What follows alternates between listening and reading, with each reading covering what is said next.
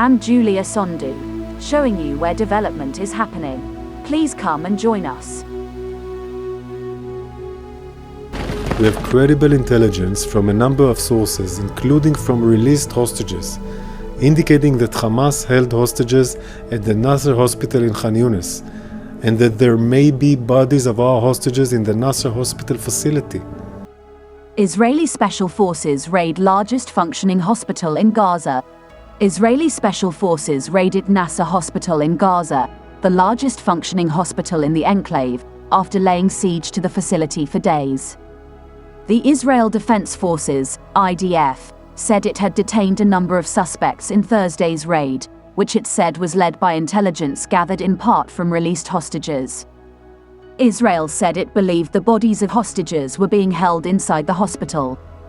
Hamas denied the claims, saying the group had no business at the hospital. Israeli forces shelled the hospital early Thursday, killing and injuring an undetermined number of people, according to Doctors Without Borders, also known as Médecins Sans Frontières, MSF. Since the attack, one of their colleagues remains unaccounted for. MSF staff were forced to flee the hospital through a checkpoint set up by the Israeli military, the agency said, adding that one employee was detained there. The news came after doctors and medical officials in southern Gaza said Israeli snipers had shot a number of people as they tried to flee the Nasser hospital. An eyewitness to the shootings, who is a trauma surgeon at the hospital, said at least 2 people were killed by snipers on Tuesday, with more shot and injured.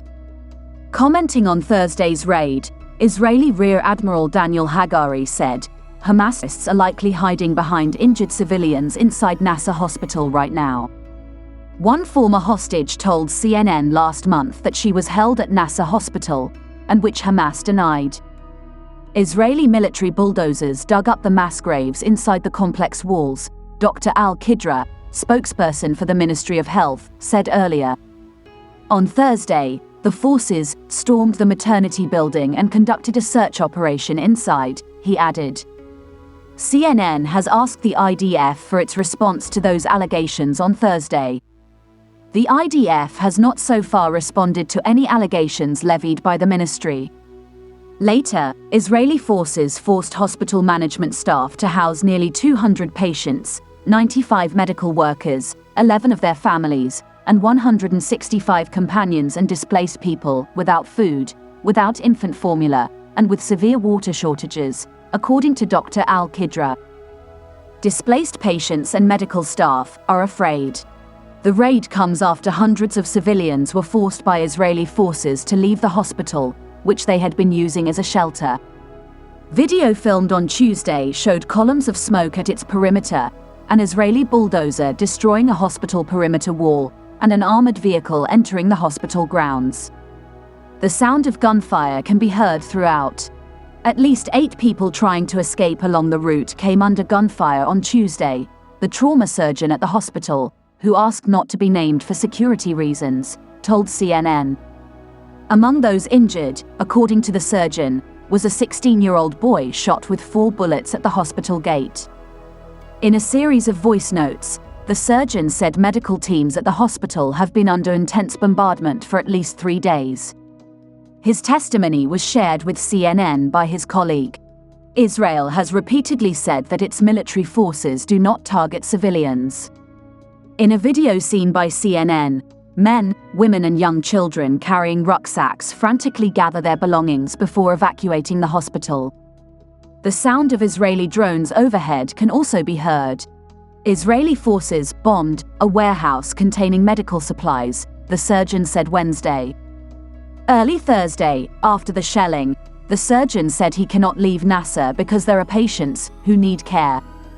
But he said those trapped are afraid. We could not imagine that at any time the Israeli army would bomb the hospital directly. Alongside his colleagues, he tried to clarify, with the Israeli army, that we are doctors and this is a hospital facility that provides health to patients. The Hamas-run health ministry in Gaza also said Israeli sniper fire had killed civilians on Tuesday and said a further 7 people were shot by Israeli snipers on Monday. Early in the war, The Israeli military designated Khan Yunis as a safer zone and told residents from northern Gaza to seek shelter there. But as the IDF pushed its ground offensive south, the city became its next focus. The IDF says Khan Yunis is a Hamas stronghold, and that a tunnel network underneath civilian buildings in the city was likely where Hamas planned the October 7th attacks.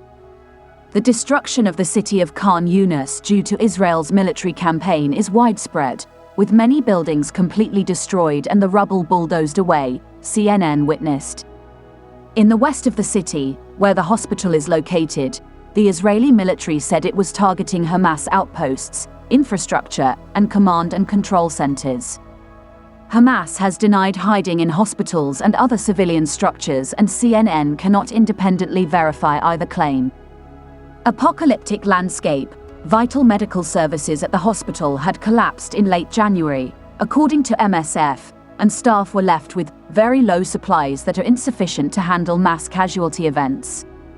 In late January, doctors at the hospital described it completely catastrophic, with the hospital entirely besieged by Israeli forces.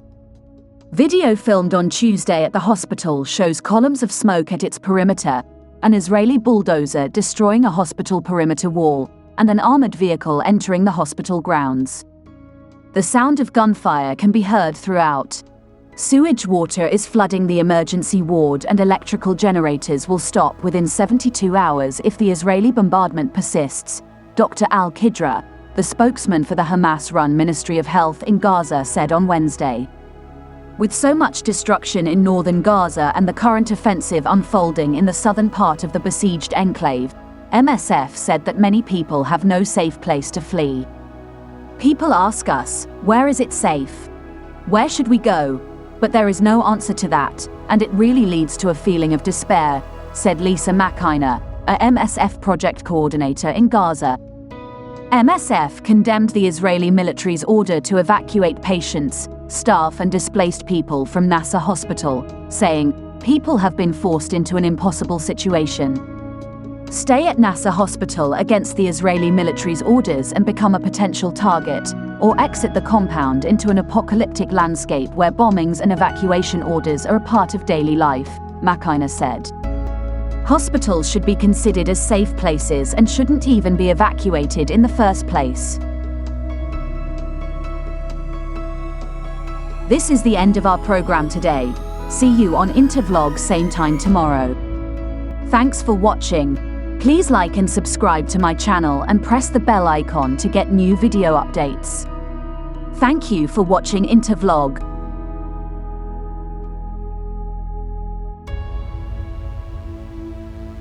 Thank you.